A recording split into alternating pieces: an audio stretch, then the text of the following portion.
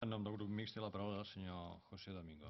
Muchas gracias, señor presidente. En su momento, Fomento emitió un voto particular en el dictamen del CETESC, que creo que debe permanecer más o menos íntegro en su vigencia, puesto que prácticamente ninguna de las alegaciones o observaciones que hizo en el voto particular fueron objeto de inclusión en el final del proyecto de ley.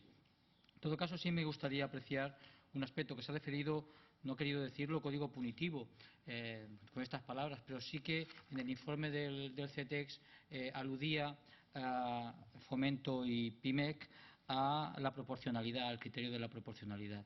Yo la pregunta que le haría es si realmente considera que es desproporcionado el régimen sancionador en la medida en que yo he estado mirando legislación comparada en España, desconozco la de otros países, el régimen sancionador, también la situación de ingresos de las empresas es distinta en España que en el resto de los países europeos, pero desde luego en la legislación comparada el régimen previsto en el proyecto de ley es sin duda el más duro de todos. No hay ningún otro que tenga un régimen como el que se establece en este Código de Consumo.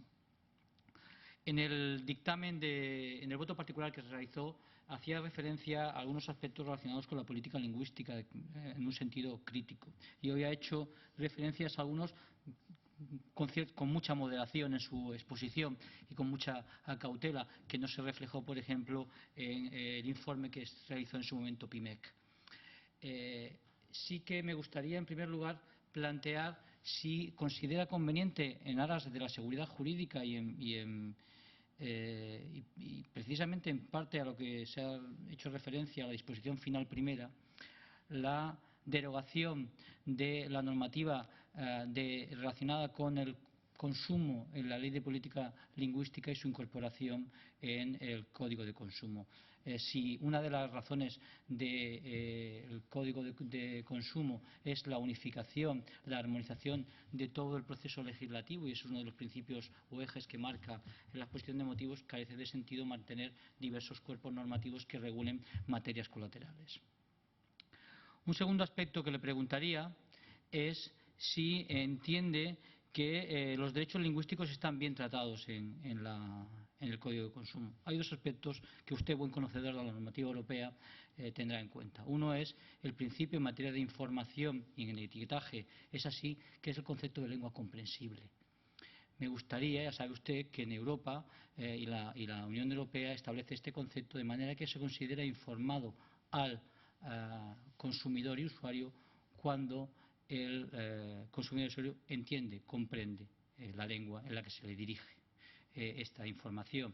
De manera que consideraría adecuado que en Cataluña este concepto se aplicara también en las relaciones entre consumidores y usuarios, de manera que el hecho de que la utilización de una lengua, cualquiera de las dos oficiales o las tres en el caso del Valle de Arán, sirviera para marcar las relaciones entre empresa y cliente.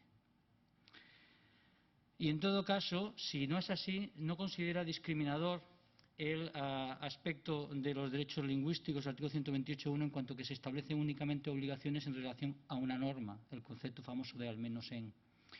En Cataluña, usted conoce, como buen empresario, que existen relaciones y consumidores, relaciones de consumo tanto con castellanohablantes como con catalanohablantes y de otros idiomas. Pero, en todo caso, ¿no considera mejor, si no es aplicable para su juicio el concepto de lengua comprensible, que se utilizara el al menos en las dos lenguas oficiales, en catalán y en castellano, de manera que las relaciones del empresario o de la empresa con el consumidor y el usuario se tuvieran que hacer, puesto que existe obligación en ambas lenguas, no en una de las dos?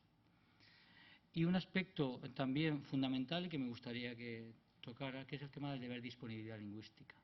Este deber de disponibilidad lingüística que se introduce y que lleva aparejado sanción en el artículo 128.1 al considerarse infracción de los derechos lingüísticos, puede suponer en alguna medida, y acabo, señor presidente, puede suponer en alguna medida consecuencias laborales para aquellos trabajadores que no puedan atender en la lengua de del cliente. Estoy pensando, por ejemplo, en aquellos casos de restauración o en aquellos otros supuestos. A uno de ellos se ha referido el señor Carrillo, que es la contestación vía telefónica, por ejemplo, en el que no es posible por parte del trabajador realizar una contestación activa, es decir, en la lengua del interlocutor, sea el castellano, sea el catalán. De forma que esto conllevaría obligatoriamente, según el marco del Código de Consumo, una sanción al empresario. ¿Tiene y le consta a usted que en este momento las empresas catalanas están capacitadas para cumplir el deber de disponibilidad lingüística íntegramente?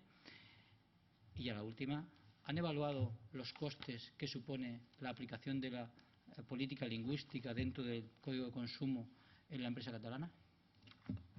Gracias, señor diputado.